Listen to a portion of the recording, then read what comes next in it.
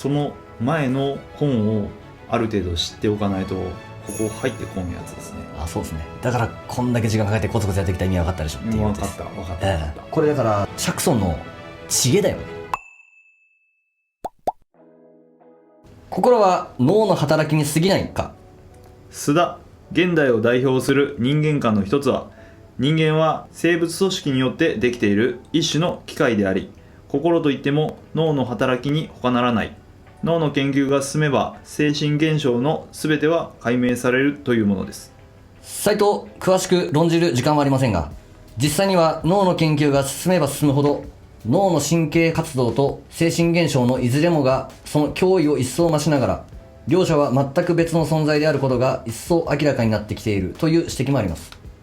池田、脳は心の道具であり、精神現象が働く場であるという考え方もある。脳の働きなくして心は自己を表現しようがないが、両者はあくまで別の存在です。現代的に言えば、脳は素晴らしいコンピューターであるが、あくまで道具である。それを使っている主体は心であるとも言えるでしょう。人間の心は多くの現代人が考えているような身体や脳の中に閉じ込められた極材的な存在ではない。そのことは科学的研究によって解明されつつある。心はもっと広大で物質的な束縛を超えた広がりを持っているのです。例えばアメリカの臨床医師ラリー・ドッシー博士はこう述べている。心は空間や時間に制約されず、人間同士の意識を結びつけるものであり、肉体と共に滅びるものではない。時空を超えた心とは非極材的な心、すなわち生涯を超えた広がりを持つ心のことです。もし非極材的な心が実在だとするならば、世界は孤独と分離ではなく、相互作用とつながりの場になる。そしてもし人類が非極材的な心を実感することができれば、新しい価値基準が生まれる。人間や国家を長年支配し続けた狂気からあっけなく抜け出すことが可能かもしれない。ややこしい言い方してますけど、非極材的っていうのはここにあるとかいうことじゃなくて、要するに先ほど言ったルーツの話ですよね。もう共通のところに溶け込むというか、心っていうものは共鳴し合うというか、そういったことを言わんとしてますよね、ここは。遠藤、心の無限の広がり。1年3000の法理が示しているのもまさにその一点ですね。斉藤、一生成仏章のこの1年の心、崩壊に変満するを指して万法とは言うなりとの有名な一節がありますが、仏法の生命観に科学が接近している感があります。感想どうですか？いいっすね。いいっすね。脳科学とかそういうの好きですよね。科学的な目線で見たルーツの話でございましたね。最後でございます。真の法華宗とは人間宗。池田、さらに博士はこう論じている。何百年にもわたって受け入れられてきた人間に対する概念そのものを変えなければ、この地球に未来があるかどうかは疑わしい。もし明日があるとすれば、地球と地上にある一切のものに対する聖なる敬意が再び生まれなければならないからだ。この人間に対する概念そのものを大転換していくのが仏法です。それは知的転換にとどまらず、慈悲の実践という振る舞いの変革になって現れる。人間自身の境外の変革ということです。自由の菩薩の登場はその壮麗なる合法と言ってよい。端的に言えば真実の法華宗とは人間宗なのです。このことは戸田先生も言われていた。斉藤、人間こそ偉大ということで興味深い言葉があります。アメリカルネサンスの旗手エマーソンが言った次の言葉です。今世上に行われているキリスト教への信仰は人間への不信仰に他ならぬ。キリストは人間の偉大さを説いたが、私たちはただキリストの偉大さだけを聞かされている。池田、エマーソンらしい洞察だね。そうなのです。神聖なるものは国家でもイデオロギーでもない。また超人的な神や仏でもない。自由の菩薩は実は仏です。しかし仏というとどうしても超越的な感じに見られてしまう。自由の菩薩はあくまで修行する人間としての菩薩に徹している。人間に徹しているのです。ここに重大な意義がある。人間への信頼、人間への信仰、その復権こそ我々が論じ合っている21世紀の宗教の鍵なのです。ある意味では偉大なる人間教、生命教の登場を世界は待ち望んでいるのです。須田、時代の最先端ですね。池田、例えば今世紀の大変動の一つであるソ連邦の崩壊なども根本は人間自身の内面の渇きによるものと言えるかもしれない。遠藤、そういえばイスラエルのシモン・ペレス元首相、ノーベル平和賞受賞者はこう述べていました。ソ連はアメリカの圧力やヨーロッパの内政干渉、中国の脅威を受けて崩壊したのではない。圧力は外部からかけられたのではなく、内部から吹き出してきた。人間の組織におけるとてつもなく大きな変革が、軍隊の銃も政党の旗印も大国の脅威もなしに起こったのであると。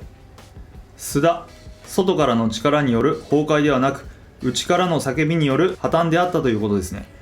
遠藤、ペレス氏はこの当時に見たある鮮烈な映像について語っています。それはゴルバチョフ大統領へのクーデター未遂事件が起きた時の報道であった。モスクワのホワイトハウスであるロシア共和国最高会議の建物の前には多くのソ連軍兵士たちがいた。兵士たちは誰が構うものかと言いたげな冷めた様子だった。その時突然一人のおばあさんが兵士たちのところに来て、子供たち、こんなところで何をしているんだい、さっさとお帰りと怒鳴りつけた。まるでおばあさんがソ連軍の唯一の指揮官であるかのようだった。ソ連が打倒されるとき、軍部は中立の立場を保った。より正確に言えば傍観していたのであるとペレス氏は回想しています。斉藤、緊迫した場面なのにものすごい勇気のあるおばあさんですね。学会早々から戦い抜いてこられた多方界のおばあちゃんのようです。池田、いざという時に強いのは庶民です。庶民の中で鍛え抜かれた人間そのものが輝くのです。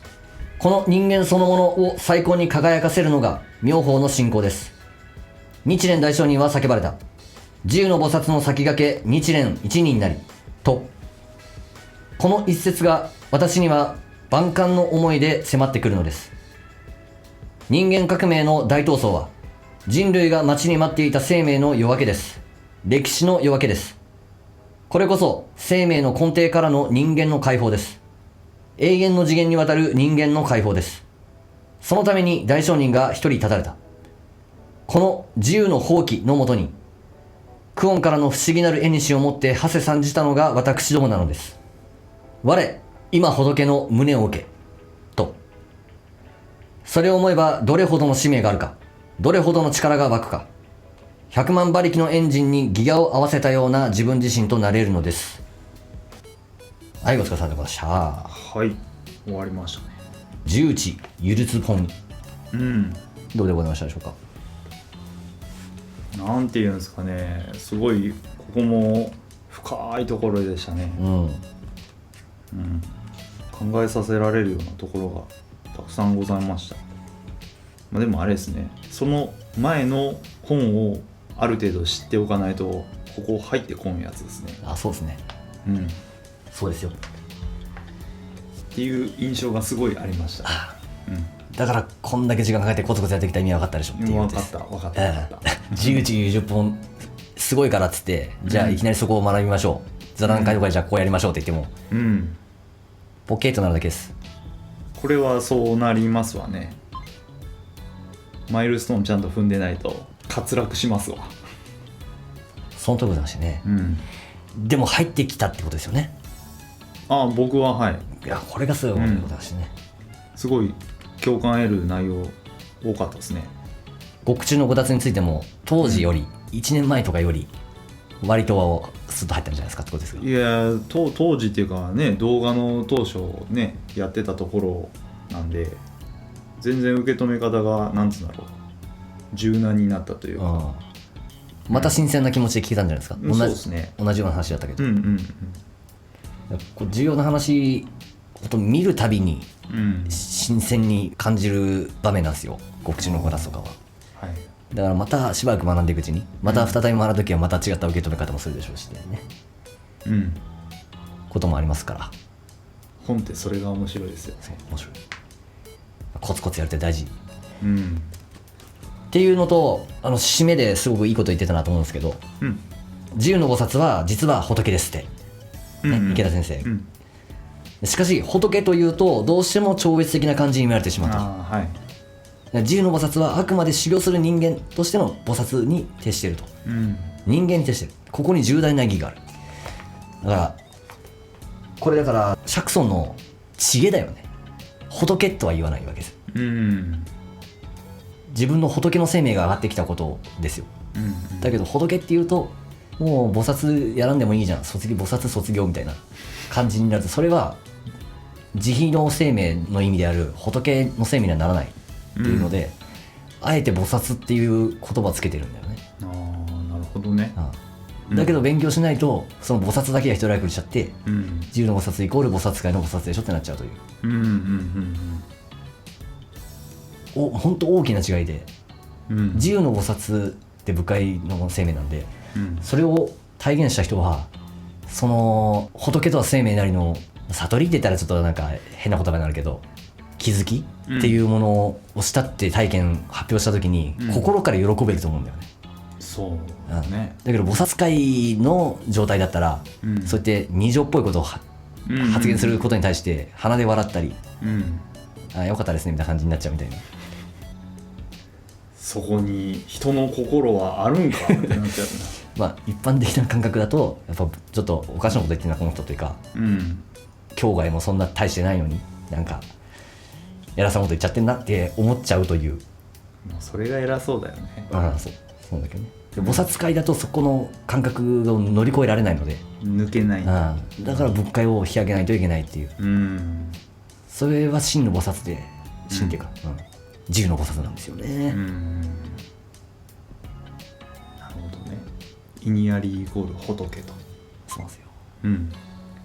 せめて僕と宮本君、まだリスナーの方なんですけど、この自由の菩薩っていうものの真の意味をまた今学べましたから、もう菩薩界みたいに二条をバカにするような生命はもう卒業して、全ての実界の人たちを尊敬できるっていうか、平等に救っていけようとできるというか、そういう生命を目指そうというか、そういうふうにベクトルをしっかりもう一回調整しましょうというか、調整ベクトルを合わせていく、これが正解のベクトルだから。そうですね。自由の菩薩は部会仏でした。そういうことですね。でも仏と表現するといろいろ問題が出てくるから、菩薩という名前を使ってました。これも知恵でしたと。これも一種の比喩なのかな。この最後の場面は、自由の菩薩っていうのは人類共通の基盤であって、で菩薩っていう名前はこういう理由で菩薩ってつけてましたっていう、種明かしの章とも言えたかもしれないね。この11条。なるほど。それはそうかもしれない。でこの前提を踏まえた上で、いよいよですよ。いよいよ受領本、如来受領本第16。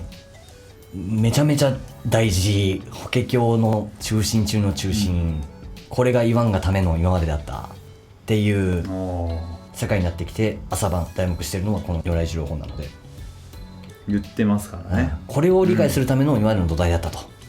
やっと。そうです。やっとメインディッシュをいただけると。ようやくここまで来ました。長かったな。ね。でもこれを経ないと理解できないんだ、如来受領本は。これは心してそうね、いかないと。また楽しみにしてください。めっちゃ楽しみです。ということでこんなもんで、おつもと。